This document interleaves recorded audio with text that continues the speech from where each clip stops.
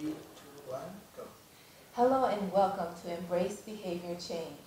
This is the place where you can learn to parent with a greater sense of ease and to nurture a family with special needs. My name is Sharoya Ham. I'm a behavior change specialist and a parent coach.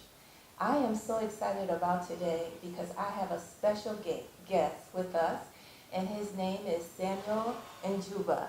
Welcome, Sam. Thank you. I have to tell the backstory because everyone knows Father's Day is in June, and so I was wondering if I can find a father who's willing to share his story. Well, I didn't meet Sam first.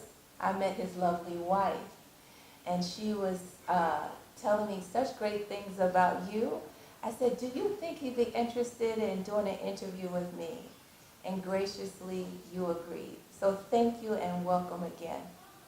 You're welcome. I want to give you a little introduction.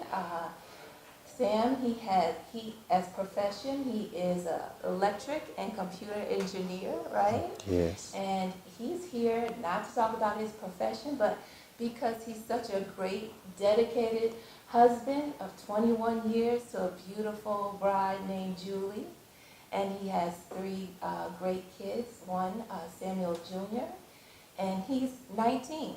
Right? Yes, 19 years. And a handsome 16-year-old David. Yes. And a daughter who is about to turn 13.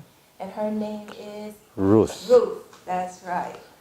So today we are here to talk with Sam, and Sam is willing to share his journey in fatherhood, caring for 3 children, one who has special needs, and that is David, the 16-year-old. Yes. So tell us a little something about, you can give us some more detail about you, Sam, and also, just the beginnings of your journey as a father. Okay, before that, I just need to make one clarification. Okay. I am Sam Jr. because my dad was Sam. Okay. So my son is Sam the third. Thank you. So I just thought I need to clarify that. My journey to become a father. When I thought I first met my wife, apparently I had met her previously, but I didn't remember. And so I came here, I think it must have been my last holiday before I finished university in England. So I meet this girl, and initially I didn't even realize she'd had an impact on me, except when I returned to university. I found myself missing one particular person more than others, and I'd been to boarding school from age 6. So here I am, 23 years old, and missing people who I've met and left, for me, is not exactly normal. So I thought, is there something here? So that's 1993. I'm back at university. Now, remember I said the first time I met Julie. Turns out her older sister and my older sister had been friends, been in the same school, but I think we were moving in different circles at the time. And so for her, she remembered who I was, but I didn't remember having met her. So when I meet her best friend, who was in England at the time, and started asking about this girl, she was a little bit taken back because a couple of years or so earlier she had said, do you know so and so? And I said, nah. She tried to explain, and nah. Long story short, I came back a year later. I'd promised her friend that I would not give any gifts or do anything silly before I explained why I was interested. So I did, and we dated for 4 years, 4 long years. And then you got your bride. And we got my bride. I got my bride in 1998. 1998. Yes. Good. Now, I forgot to mention something very important, that you are Ugandan. Oh, yes. Yes, and we are filming in Sam's home country of Uganda. And I thought that was so awesome because, we don't often get to see a father's perspective. And definitely, I have yet to have seen um, an African father who is, just so open about his life and fatherhood and proud of it. I did see an interview recently on the BBC, I think it was, of a Zambian father who had a child with disability, and he never told his family about the child. Oh, dear. So he left the child in the village, and one day, I think the child is now maybe 7 years old, and he decided to confide in a relative and tell this relative that he had a child with special needs. And, he was scared because of the culture where that he's in. You know how this is. Many times people look at children with special needs and think that maybe the parents did something wrong, the child's been cursed, Yeah. and what so have you. But, I'm just so grateful that you are a man of a father who recognizes there's no difference in parenting a child with special needs in terms of your commitment and dedication. Yeah.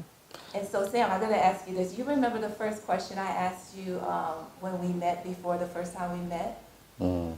What did I ask you? You asked me whether I thought I was a special father. Yeah. And my answer is still the same. I am not a special father in any way or form. I'm just a father to my children, my son David, my son Sam, and my daughter Ruth. And you mentioned, the father who it took so long to mention that their child had special needs. And I kind of understand, because when we discovered, when I'm saying we discovered, it's friends of ours who noticed that David might be autistic. And we had never heard of the word. And we couldn't understand what it even meant. I mean, the first time I heard of the word autism was when someone told me your son might be autistic. And so, I quickly tried to find out, so what is autism? I thought, there might be this disease that I have never heard about it, but, other people have heard about it. So, you ask your parents, you ask your friends, and it looks like there and then I seem to be the autism expert. Because in my circle, no one had ever heard of autism. Sam, I want to just interrupt you for a minute. We're talking about a second son, David, Yes. who's now 16. Yes. And at what point did your friend come and say, I think your son may be autistic? I think David was approaching 2 years.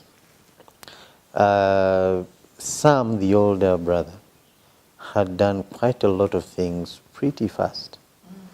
And initially, David seemed to also do certain things okay. But then there were certain things that he was doing different. But one of the things was David has never put on shoes wrong. My shoes, the mother's shoes, when you're a baby, you find shoes, you put them on. And we just wondered, he never had shoes crossed. But we thought children are different. That was very clear in our minds, so no pressure on David. If there are certain things he hasn't done, no problem. But that seems like a good thing, right? That the child never gets the shoes confused, but you actually thought it was very strange. Because every child puts on shoes wrong, whether it's their shoes or not. David, before he got a tricycle, Sam had a tricycle in the house. And one day we noticed that David just sat on that tricycle and started pedaling away. But he only did that for a couple of days.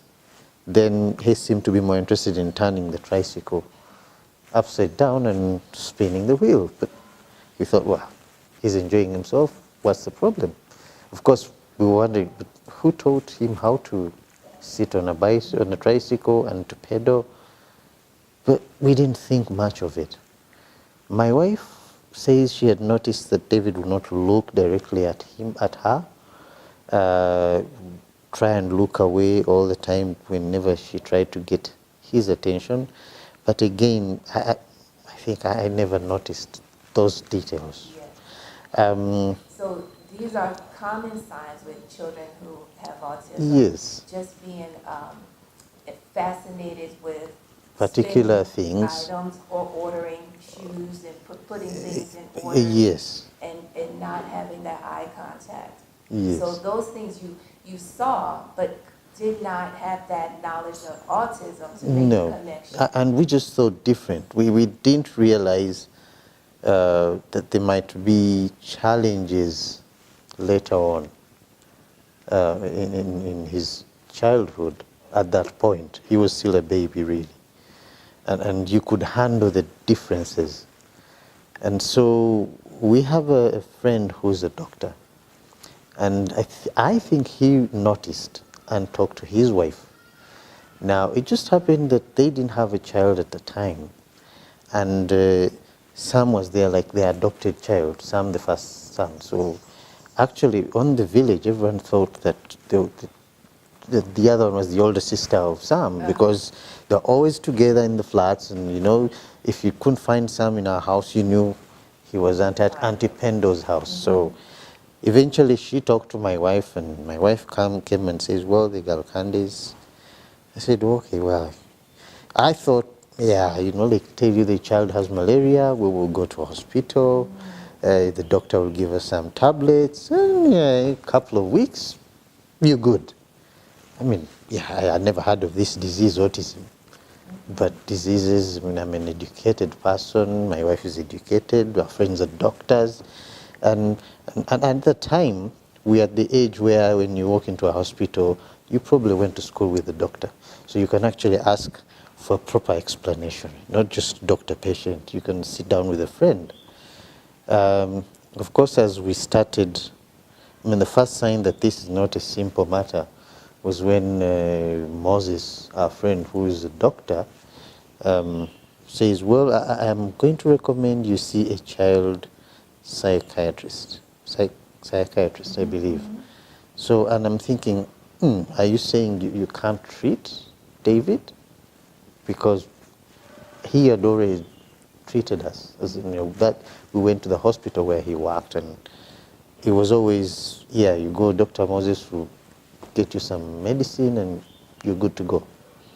So then we realized that, okay, it's not as simple as it sounds.